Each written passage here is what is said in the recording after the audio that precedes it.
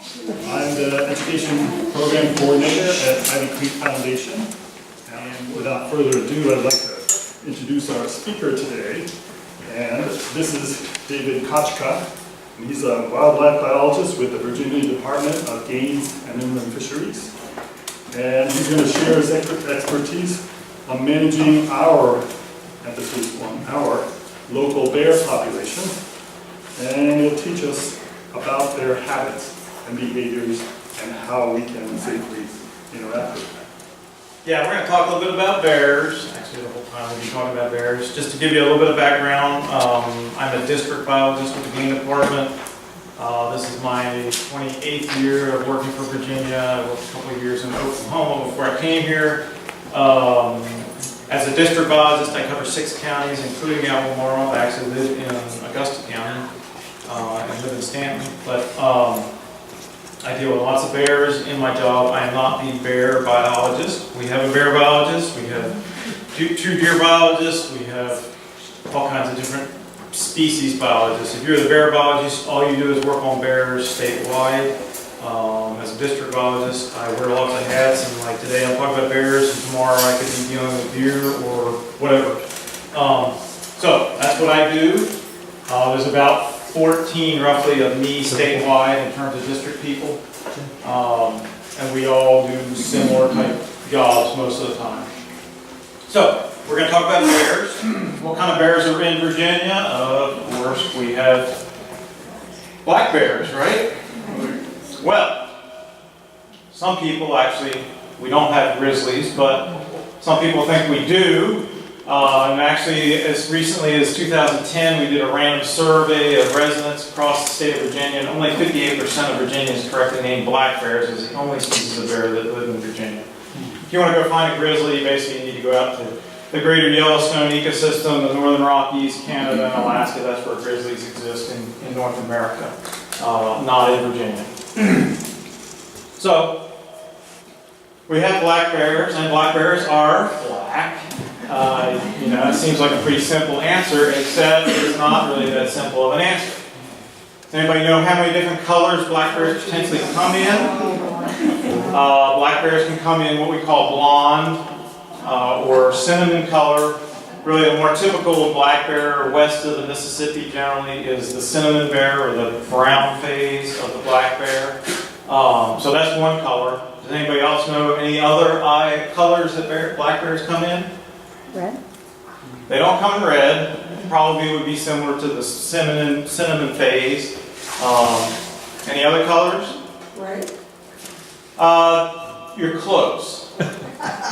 Let's go through. There is what they call the ghost bear, and it's basically a white phase of the black bear.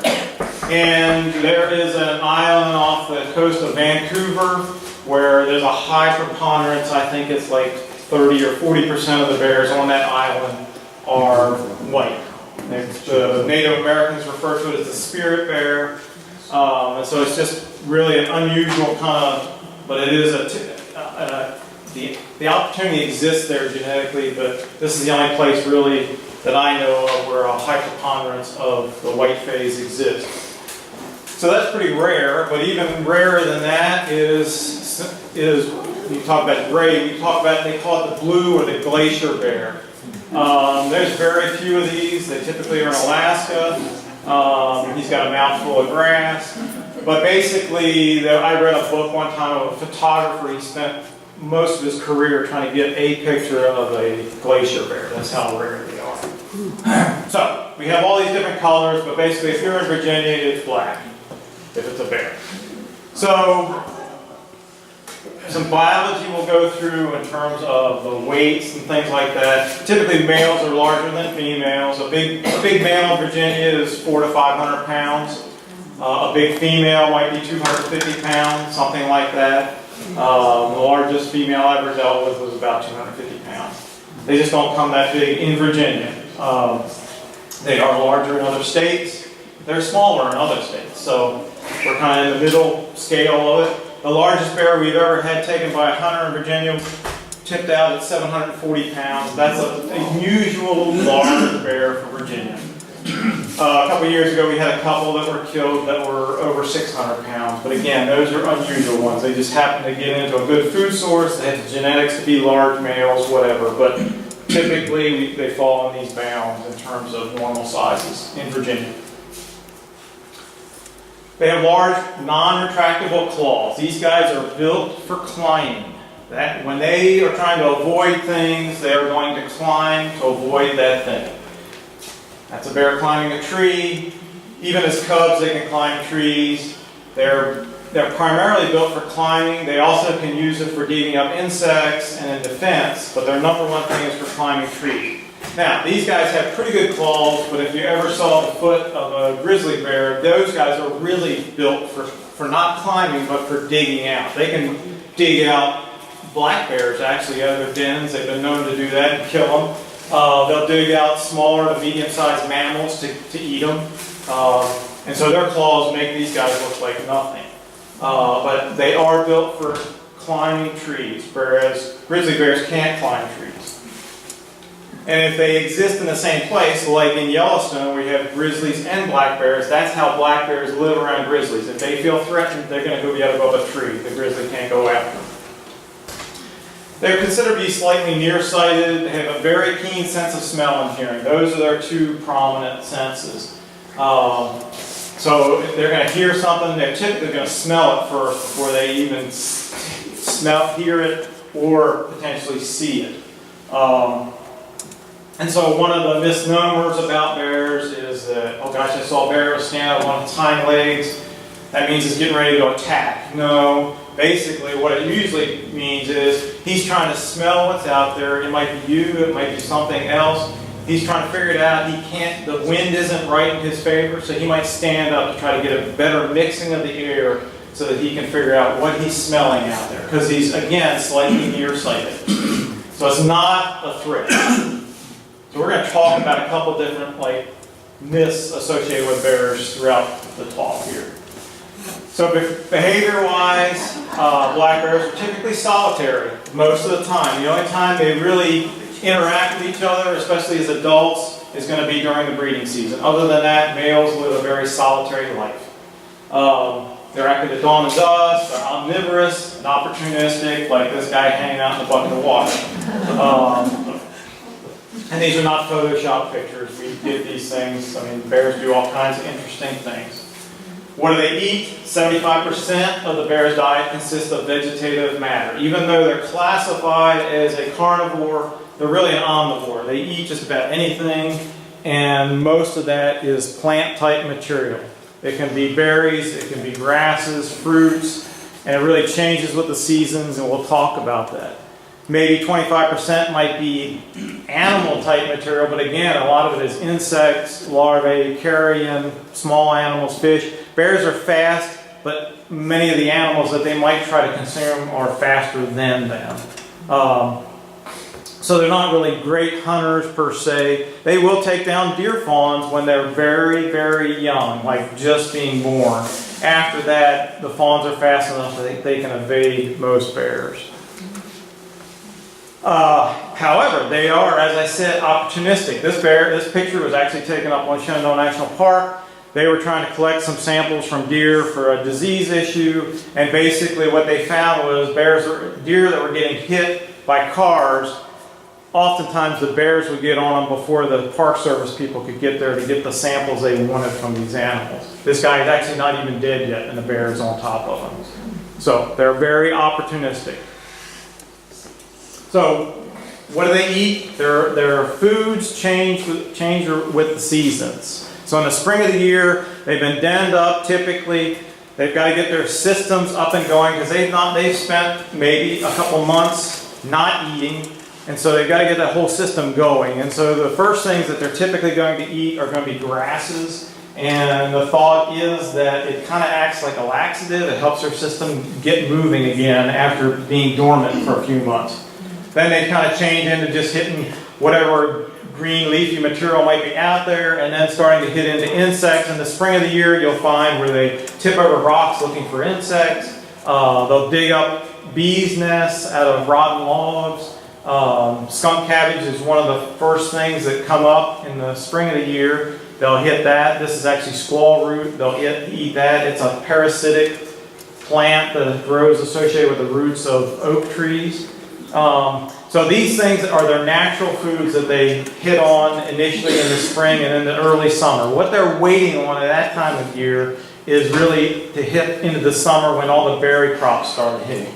And if we've got good berry crops, then basically the bears really nail those things, and they're not as likely to be visiting people's trash or whatever associated with homes. Basically the people type foods. Once they get into fall, it's all about food. They're trying to build up their fat content so they can feed for up to 20 hours a day. They go through this period they call hyperphagy, where basically they're continuously eating. And it's just all about calories. And so in a year like this, where it looks like we have a decent, in various parts of the state, acorn crop, that's what they're hitting right now. The acorns are dropping, and they are eating those acorns.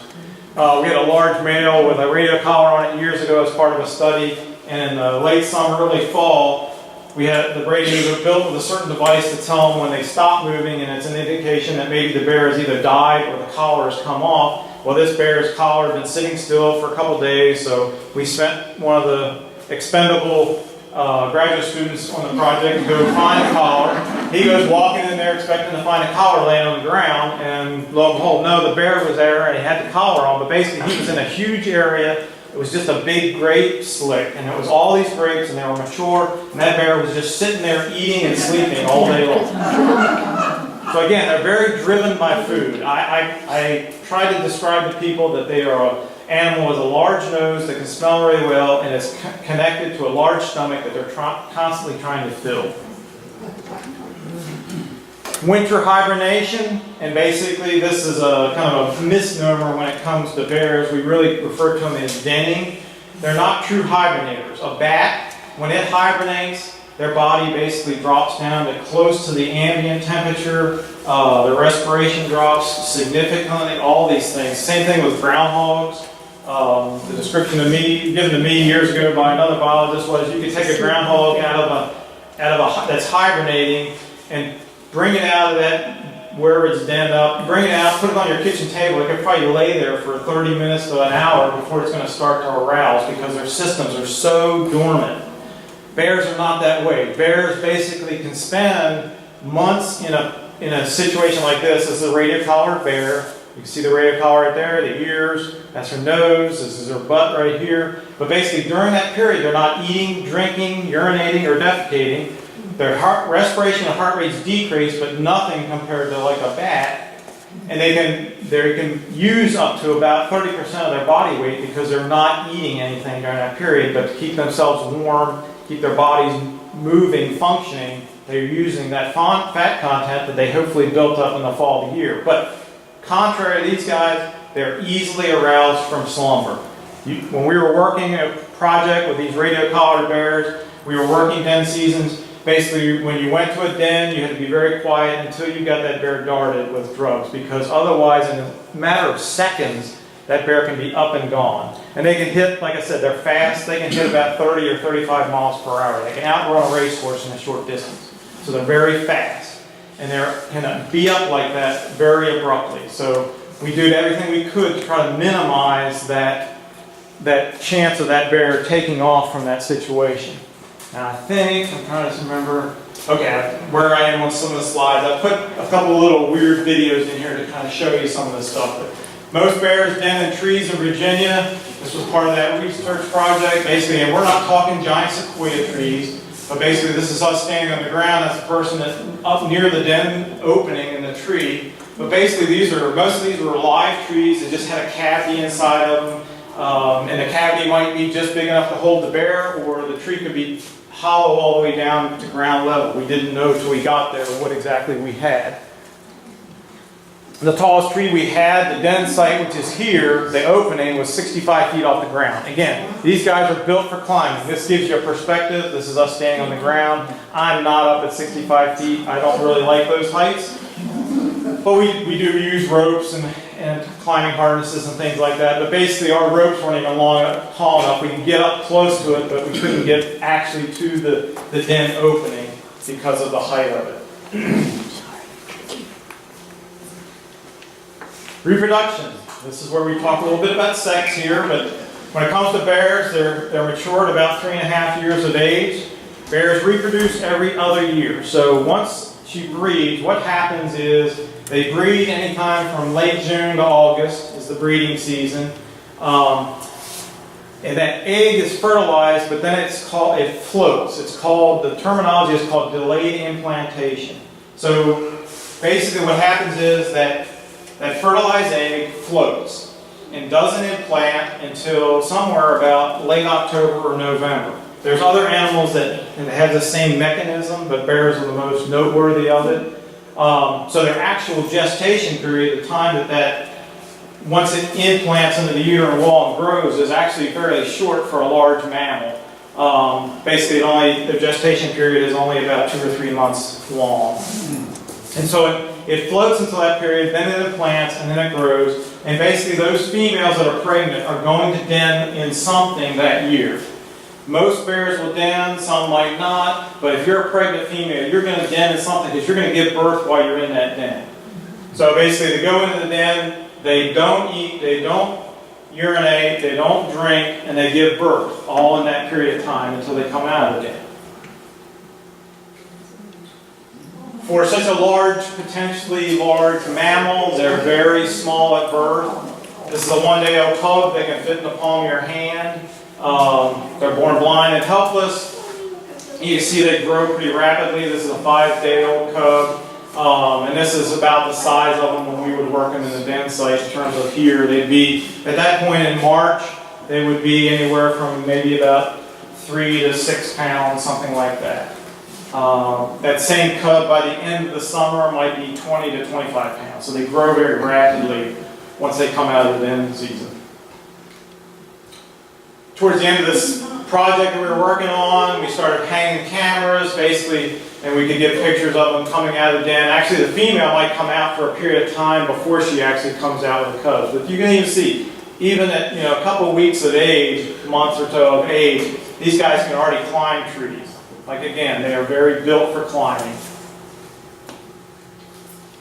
I got this was a fellow that used to work for us, has a trail camera set up. And so you can see that basically in August of this year, on the 22nd, it was 91 degrees out. I'm not sure, well, it's almost 3 o'clock in the afternoon. And basically this female with her 3 cubs were basically taking advantage of a water hole. And some of it's probably to cool off, but a lot of it might be just getting mud and stuff like that to interact with some of the insects and stuff like that to keep them getting bitten or whatever. But anyhow, they'll do that sort of stuff. But that just gives you an idea. By August, that's what the size of their cubs look like. Okay, populations in Virginia, like most other places in the country, prior to the 20th century, we have limited information about bears, but they were pretty numerous and statewide at the time that the colonists settled Virginia. But by the early to mid 1700s, bears were only in the western mountains of Virginia and the swamps, so the Great Dismal Swamp. By 1900, they were considered to be near extinct in Virginia. And it was primarily as land use changes. Basically, it was predominantly a forested landscape that had been cleared. These are forest-dwelling animals. That's where they feel most secure, and we'll talk about some of that a little bit later. But once you've cleared all that, they're not going to feel as secure. And basically, they were used by the settlers. I mean, it wasn't like people were just out there killing bears for kicks. They were taking advantage of it, using them for meat, using them for products, using their fat to grease their boots to keep them from getting wet, all kinds of uses of various parts of bears. So by the 1950s, kind of somewhat similar to maybe late 1800s, but basically bear populations in Virginia were limited to the mountains, the Alleghenies and the Blue Ridges and the Dismal Swamp. That's where we had bears, predominantly in Virginia. And basically, by the 1970s, it hadn't changed a whole lot. They were still in these pockets, more or less. But things started to change, and part of that was regulations. This was all during a period when our agency was regulating the hunting of bears. And you can start to see they started to expand their range. They were starting to filter more into the southern Piedmont, coastal plain. By 2001, basically, you can see we had bears throughout pretty good portions of Virginia. Over here it's pretty scant in terms of a lot of it's just sightings.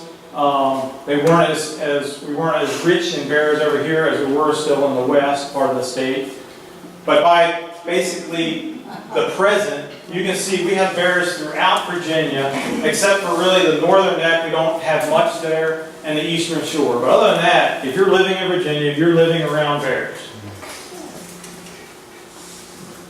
To give you an idea of relative abundance, basically this is based on our harvest, based on archery harvest of bears. But basically you can see as you get kind of darker in the colors, it means there's more bears in there. So if you live in Page or Warren counties, you're probably in the densest counties in the state for bears. I can tell you that Rockingham County, the one where that number 5 is the number 1 county for bear harvest in the state. Every year between 5 and 10% of all the bears that are killed statewide come out of that one county. So there's a lot of bears there, but per square mile there's more in Page County per se. But you can see they're fairly still, not very many in the northern neck, pretty low densities down in here. We have a bear management plan, and basically these plans, we have bear management plan, deer management plan, turkey management plan, and these are what we call stakeholder driven plans, just to give you a very fast snapshot of it.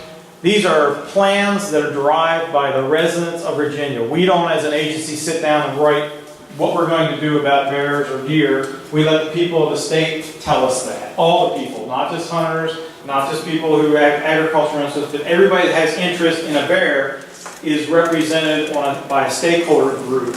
And so it's everybody from agricultural interest to hunting interest to people like to photograph bears, to people who live in wooded subdivisions, to people who experience damage by bears to their vehicles, whatever. Anybody that's interested in bears. Our large public ownerships, the National Park, the U.S. Forest Service, the U.S. Fish and Wildlife Service are all large landowners, public landowners in the state. They're all represented. So anyhow, they all meet when we generate these plans. They all meet and help us derive what our objectives are going to be for the various counties throughout the state. And you can see that most of the residents, by filtering through these people, want us to, in the western part of the state especially, want us to reduce, not just keep allowing bears at the stable numbers that we have, but they want us to really reduce some of those bear populations. The only place they really want us to increase are those places that the previous slide would show that we still have very few bears down here and maybe in the northern neck. And then the rest of the state wants us to kind of stabilize bear population. They want us to stop the growth of them. They don't want us to keep more and more bears on the landscape. We have more and more people on the landscape. We're up to, 8 million people now in the state of Virginia? And so we're sharing that with a number of bears. This gives you an idea how many bears we're harvesting through legal hunting means throughout the state every year. And you can see, basically, when I started with this agency, we were somewhere around 400 to 500 to 600 bears being killed by hunters every year. And now our hunters are taking between 2,000 and 2,500 bears a given year in Virginia. People would say, oh man, that's a lot. Aren't you killing them all? No, you can see here that despite our hunting seasons for about 10 or 15 years, our bear populations were still increasing at 9.5%. That's a lot. And all the states around us were experiencing the same thing. West Virginia, North Carolina, Maryland, Pennsylvania, New Jersey, you name it, Tennessee, all those states were experiencing the same sort of growth of their bear populations during this period of time. And we're all doing the similar things in terms of all those states are trying to stabilize and or reduce bear populations in portions of their states. And part of that is because when it comes down to mortality of bears, basically their first year that they're born, about 20 to 25% of those cubs that are born every year don't make it. By natural reasons, whatever. They get taken out by some other predator, a bobcat comes along, a coyote, whatever, that happens to come across a young, small cub and can get its lock on it and take it out. They get separated from females, whatever. We did, as part of that research project, we were putting collars on these small cubs to try to figure out how many of them survived to become a year old. And we found that basically that's where they had a big mortality, was that first year. After that, once they become adults, there's really no mortality naturally on bears. Nothing's going to take out a bear. There's no bigger animal out there in the woods that are going to take out bears. And so the only mortality we have on them is through our hunting seasons. That's what we cause human mortality on, because otherwise they would just keep increasing. The bears live to be 30 years of age. We just, a few years ago, Minnesota documented the oldest black bear that's ever been known through a research project, and it was like I think the female lived to be 38 or 39 years of age before she finally died of her own old age, basically. So these guys are very long-lived animals, and they have a certain reproductive rate in terms of cranking out young, not as high as an animal such as deer, but still, over a long period of time, they can have a tremendous impact in terms of population density. So we hunt them through a variety of seasons. Archery seasons, we have firearm seasons, we have hunting with hounds. All these things at times are not very popular with people, but that's how we manage populations of bears. There's no other way out there that we're managing them on a grand scale across the state but through hunting seasons, because naturally they have very low mortality rates as adults. Okay, public image relative to bears. Many of the people in this room remember Gentle Ben. I grew up watching Gentle Ben. You know, it was a pretty neat show. They had this bear. And so people's images of bears typically are on one extreme or the other. So we're going to kind of go through some of these. It's the idea of Gentle Ben, the Bernstein bears, bears that are at circuses. You can train bears. Bears are very intelligent. They're second only to primates in intelligent. So they are smart, but they also remember things, and we'll talk about that later. That's a downfall too. But you can train a bear to do anything, like ride a bicycle. You can try to train him to ride a tricycle while wearing a bikini if you want to. These guys will do anything for food rewards. That's what they're working on. They're just working on food rewards. You can train them to ride a motorcycle on a high wire rack. I don't think I want to ride it under them, but that's him. You can train them to take a marshmallow from your mouth if you really want to. And there are people that have done that. We don't recommend it, but it happens. People do. Somebody in the room earlier came up to me and said, you know, people kind of do stupid things around bears sometimes. Yes, they do. And we can't outlaw all those things. But we can try to minimize it. Or just the whole idea of Yogi Bear, you know, the dumb bear, the slow, whatever. Bears are not that. They're intelligent and fast. So that's one image that people have. The other is that every bear out there, most of these images are grizzly, but every bear out there is there to kind of kill me or take me out kind of thing. I kind of refer to it as the outdoor life mentality. They're all trying to break into my house. They ravage us. We're walking through the woods. This is definitely a grizzly. So it's that kind of mentality that, you know, I should fear every bear out there. No, we don't need to. So neither one of these images are really reality. Reality is somewhere in between there when it comes to bears. I'm afraid to go outside. I've had that phone call given to me numerous times. They generally don't exhibit predatory behavior, but they can. Even more so than a grizzly when it comes down to it. But what I want you to remember is never has anybody been an unprovoked attack by a bear on a person in Virginia. It could happen. I could leave this building today and it could happen tonight. So the reality is it could happen, but the likelihood is incredibly low.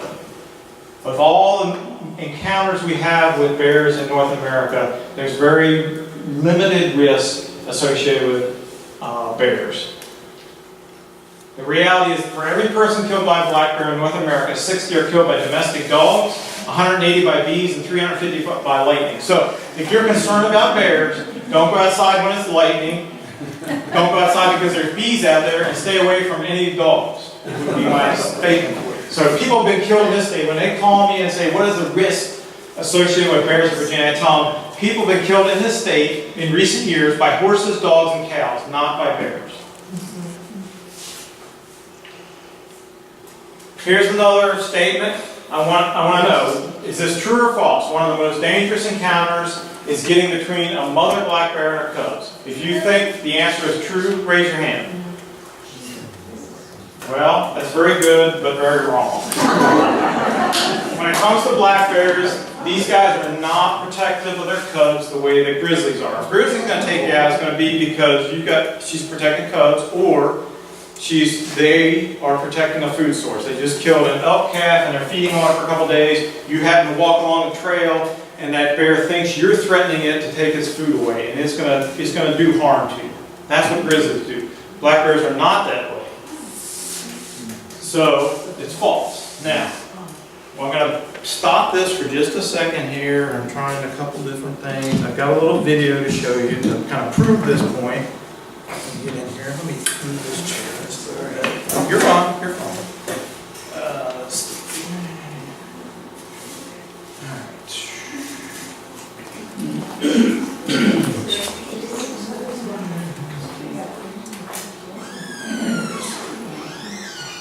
Okay. We talked about.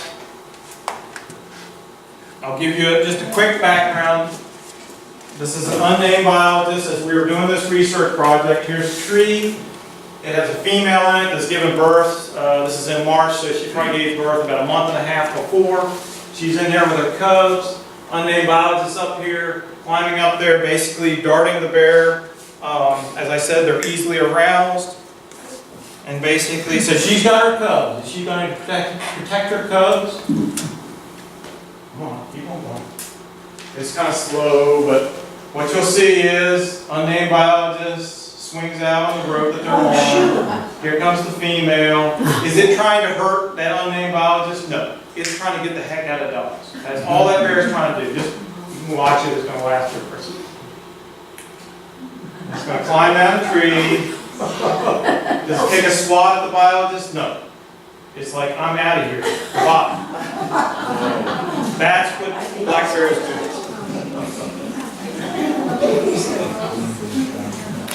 And the story is basically we still darted the bear. I got 2 darts in that bear, another person got a dart in it, and basically we put the bear back with her cubs. So no animal was injured in this.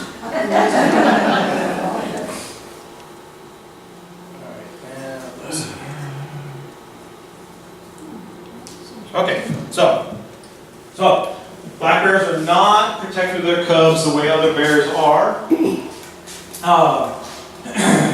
They will, if they feel threatened at all, they're going to basically put those cubs up a tree. And you'll see in the slide over here, I got too many things in my hands here, but, and you can see somebody's garage there, but basically, garage, here's the female, and here's a couple of cubs up a tree. Again, they're built for climbing. That's how they avoid any kind of a threat. So if she feels threatened, she's going to put them up a tree, and she can leave them for 24 hours until she feels less threatened. Typically it's at night. Typically these things happen during the day. She bounces the cubs up there. She goes off.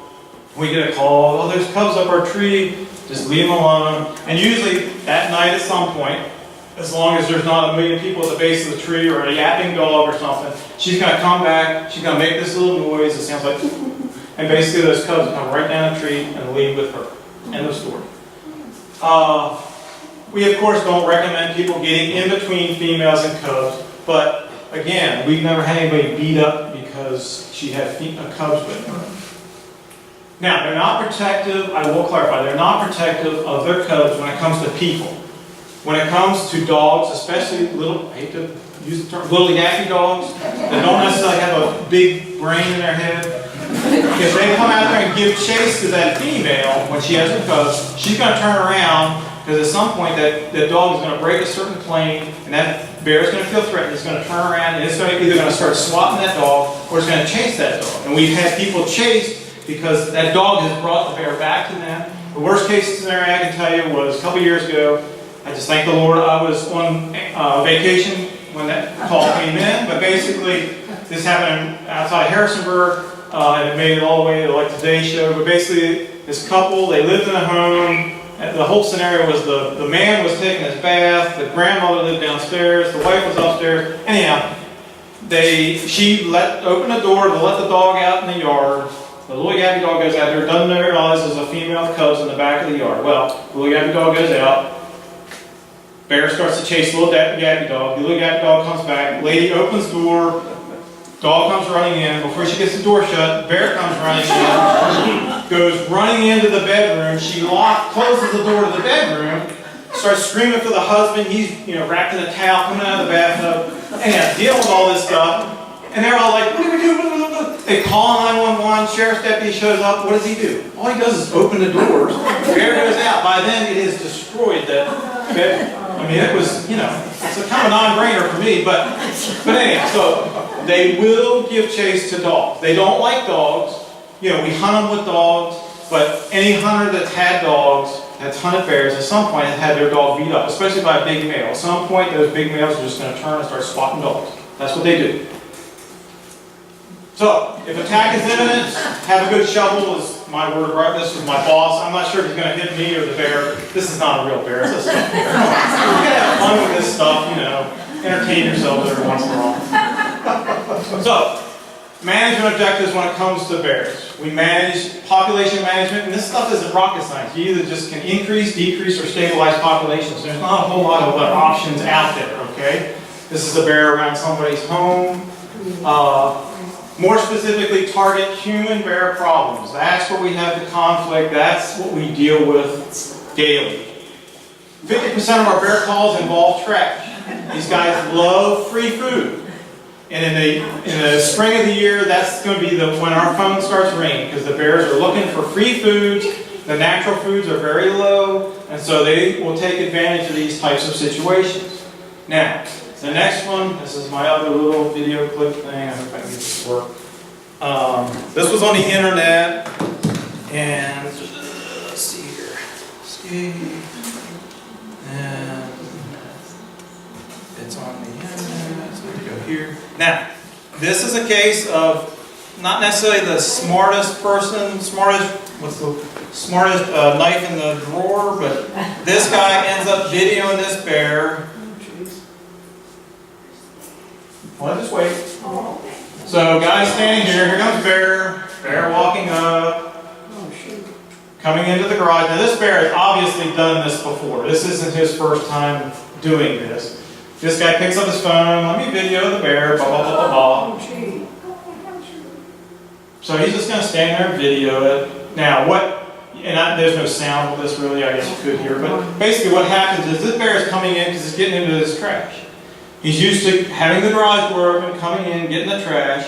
He's going to check stuff out, he's going to get the trash, and basically, now, did he give chase? He's doing what we call bluff charge. They're going to turn, they're going to take a step or two, they might pop their jaws. It means I'm nervous, I don't like the situation, I'm trying to tell you, back off. But that's what it means. Like I said, they're very fast. Now he thinks a ladder is going to save him from the bears. But, like I said, people don't always do the smartest things around bears. But this guy's used to it. He's figured out that I can get the trash out of there. He just took the trash bag out.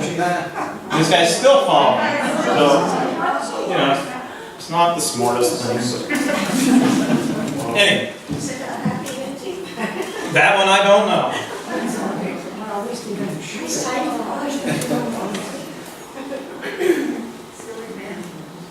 Okay.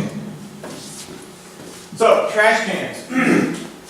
They make bear-proof trash cans. You can buy them, but you can also bear-proof your own trash can. I can't guarantee it, but basically this is a commercially made one. You can see it's reinforced around the edge here, but the main thing with this is just your typical polycart, little flip lid thing. In the front, there's a couple pins here that basically, when it's closed and these things are latched in here, the bear can't open it. It's very simple, straightforward. Oh, my internet's probably stuck on. Yeah, that's the video, that one with the guy videoing.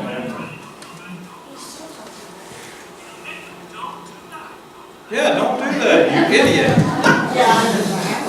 Yeah, there it is. Walking by the house. Okay. Okay. Let's get back.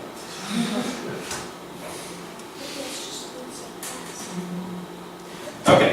So, like I said, you can buy a commercially made bear-proof trash can. You can also do it yourself. I had a lady that lived in a trailer park. She had no place to put her trash can. She didn't have a garage. She could put it in, 6 days a week and then put it out when the trash man came. So basically she called, I gave her information. Her trash can was very flimsy, but basically she, for about $5 worth of hardware, was able to bear-proof it enough that it probably just went to the neighbor's house because it was easier to get into his trash can than keep getting into hers, but at least it stopped getting into her can. So these things can be done fairly effectively and fairly inexpensively. Dumpsters are a big issue. Again, trash. Does anybody know what BFI stands for? Bear friendly? Bear food inside. Bears can't read. Come on now. But basically, this was a number of years ago. This is actually associated with a school in the town of Front Royal. Town of Front Royal has the, whether you like it or not, the bad part about it is that their town line butts right up against Shenandoah National Park. High concentration of bears that aren't hunted, and basically they come in and out of town all the time looking for this kind of stuff. Well, the school called one day and said, we're on lockdown, we got a bear here, it's trying to get in the trash house. Basically what we tell them is, okay, you call your BFI and talk to them and tell them, this is after it got fixed. Basically, they used to have plastic doors and plastic lids. So I tell them, you're going to tell the company you want them to come out there and put metal lids on and metal doors, and you can even put like a chain here so you can lock it at night if you want to. And that will stop the problem. But it doesn't if the guy leaves the door open during the day. So it all comes down to getting humans to do what we want them to do at times. But it can be done. Like I said, bears like trash. People will store their trash in the bed of the old abandoned pickup truck. Not a good idea. They love bird feeders. If you ever look at the calorie count of bird seed, that's what they're after. They'll go after those things. That's our number 2 phone call is, bear got my bird seed. Well, I'm sorry. We have them occasionally coming to screen porches after the bag of bird seed is stored in there, whatever. Not a good idea. This was all over the internet a number of years ago. This is a bear climbing this whole thing just to get a bird feeder. This picture was out of Alaska somewhere. That's amazing. They're the original Houdinis. So, some places in Virginia you can't feed birds except in the dead of winter. I'm sorry, you know, people like to feed birds because they like to see them. They're not dependent on us for food. But 30% of our bear complaints are bird feeder related. Then they make things that are, you know, these electric fenced type bird feeders and all that stuff, but still, that bear's still going to come around there because he smells that stuff out there. Feeding your pets. Everybody can have all the pets they want. Don't leave a bowl of food out for 24 hours a day and wonder why a bear gets on your porch.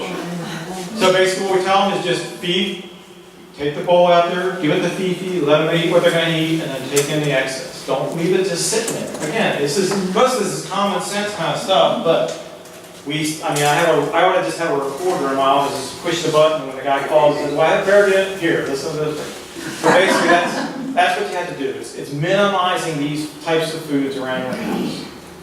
Gas grills, again, you know, most people are going to leave the grill out on the deck or whatever. They're not just going to put it in their garage every night. So the best you can do in those situations is once you run your grill, run it for a few extra minutes to burn off as much of the grease as possible. And then if it has a grease cup in it, take that out and clean it. So at least you've removed as much of that kind of scent that you can. Because otherwise, again, and a bear can come by this, he might come by for a month and never do anything. And then one night he comes over and tips the whole thing over. And then you're like, he just trashed my grill. Well, I'm sorry.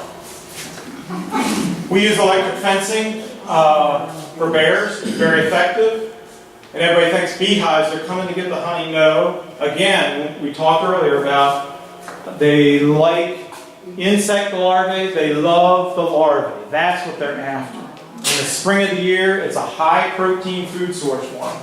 And so a bear, you know, on a grand scale, it really isn't that big of an impact when a bear comes in and gets somebody's beehives. But to this guy that has the hives, it can be very damaging. In one night, a bear can destroy 1 or 2 of these hives. So you can have a big impact locally to that individual. And so basically I tell people, we don't do this for them. We give them all kinds of information. We have electric fences. We have temporary fences. We'll loan people if they're in a very serious situation. They can put it up, use it temporarily for about a month until they get their own fence built. When we tell people to build them, again, this isn't very tall. The top strand is only about 3 feet. Bears don't fly, okay? They're either going to try to walk through this fence, climb it, or they're going to try to go under. They are the original Houdini.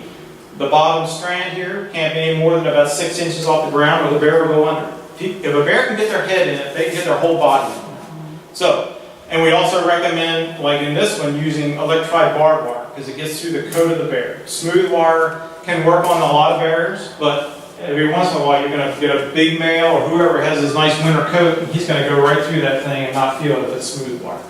Now the next slide will show you how effective, and this was just done as part of a little research project, and I should be able to do this before I can. Let's see.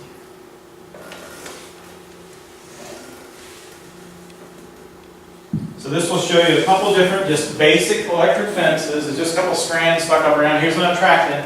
And what you're going to see is the bear hitting that electric fence and how quickly they respond to it. They don't like it. In fact, when we have people put up fences, if they're having an ongoing problem, we'll tell them the first week or so that they've got that fence up, that they can put some tin foil with peanut butter or some bacon strips around that fence. He purposely get that bear to hit it with his nose, and that just educating him very quickly. Boom! He's hit by it and he doesn't like it. End of story. They have a tremendous memory. He's going to remember, I touched this thing and it didn't feel really good. Where's your source of electricity? Most of these they're run by we've got ones that are run by batteries. You can buy solar chargers. There's all kinds of varieties out there. It's not like you're not, and some of them plug into the wall, but it's just like a typical fence charger. It does a pulsating. How much voltage is that? Oh, they're minimal. I can't remember the specifics on it. But it's just like you were doing for cattle or something like that. Something strong. No.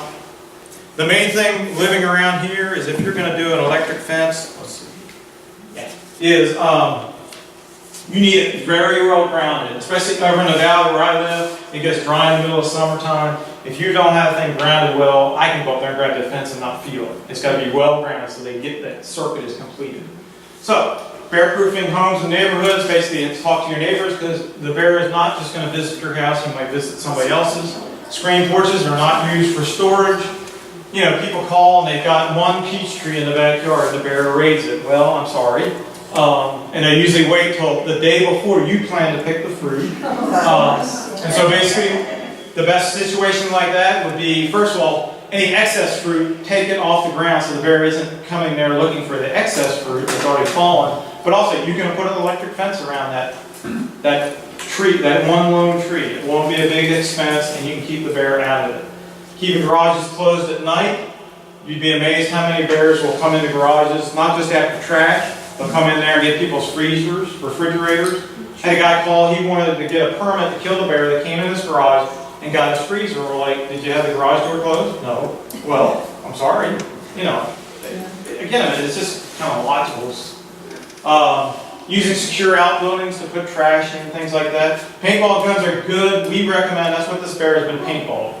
And basically, it's hazing a bear. It's like spanking a bear, telling him he's not wanted here, but you also have to make sure that food source is not there for him to get into. You can paint him all you want. If he's still getting that food source, it's not going to mean anything. I've got a bear that I dealt with a year ago in a campground that was very accustomed to the dumpsters. We were working on that situation.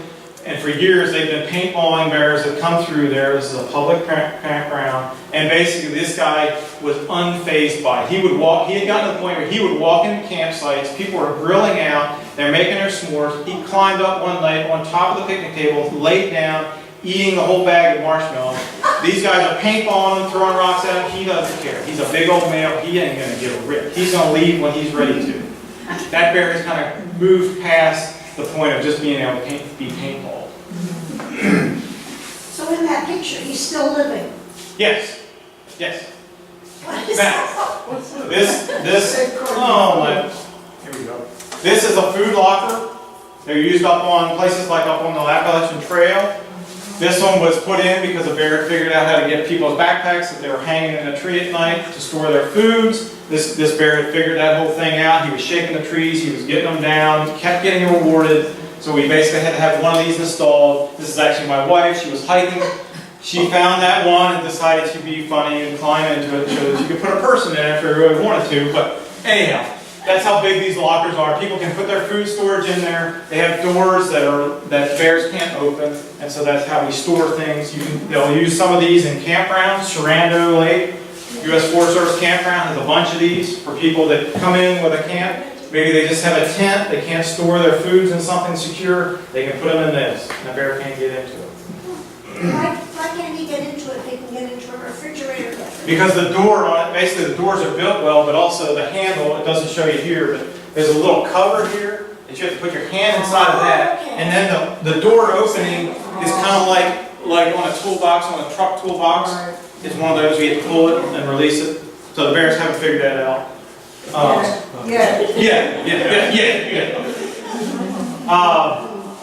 So nuisance bear management in Virginia, for eons, we would move nuisance bears. This is a culvert trap. Basically, we would move them, haul them someplace, and turn them loose. That was back when we were building bear populations.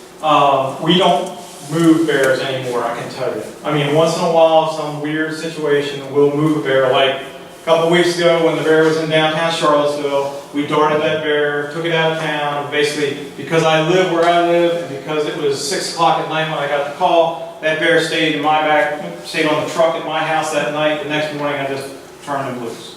Not in the city of Stanton, but just outside the city of Stanton. But we don't trap. Most people, as soon as they call and say, a bear's gotten to my bird feeder, you come and trap it. We're like, no. You're going to have to manage those food things. We're not moving those bears. Even back then, we wouldn't come and trap bears that were getting in bird feeders. These were typically bears that were getting in agricultural type settings. Corn, when corn gets into the milk stage, bears will go in those fields, and I'm not sure if I have a picture of it here or not, but they'll go in there and make what we call a room. They will sit in one spot and eat. They'll take a bite or two out of each ear of corn that they can reach, and they just decimate that circle. It looks like something like a spaceship landed. And then basically they move to another spot in the field, and they sit down and make another crop circle. So if you're the guy who grows the corn, it can be a pretty significant damage issue. We have non-lethal action. It's educating people. It's talking about exclusion, which is electric fencing, things like that, repellents. You can use guard animals. There's certain, not many bears take on livestock, but occasionally we'll get one that will decide it likes to take on and kill sheep. People will get guard animals. They can keep the bears out of there.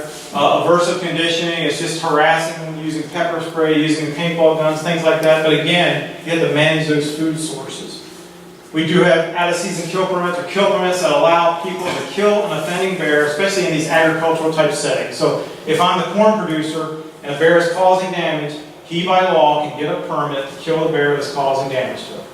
That's the bottom line. Euthanasia. Basically, more and more of the bears that we end up trapping these days are bears that I end up having to euthanize because either people have done something so stupid that the bear has gotten to the point where we can't just live with it doing that ongoing, or he's crossed the line. He's decided to come into somebody's house. If it comes into an occupied house, we're going to catch that bear and kill it. We're not moving it off someplace. He's already crossed the line. When it comes into somebody's livable space in their home. It doesn't happen very often. I've been doing this 28 years. I've probably had maybe a dozen bears that have done that over 28 years. It's very infrequent, but when they do that, that's the line that we draw in the sand. Again, it's preventing things. This is a bear-proof trash can. He's just trying to grab the trashy plastic bag out of it. But again, it's these things that are on the landscape to minimize our human-bear interactions over time. Never feed bears, but people do it. And we basically made a regulation a few years ago that basically says, in essence, you can't purposely, either indirectly or directly, feed a bear.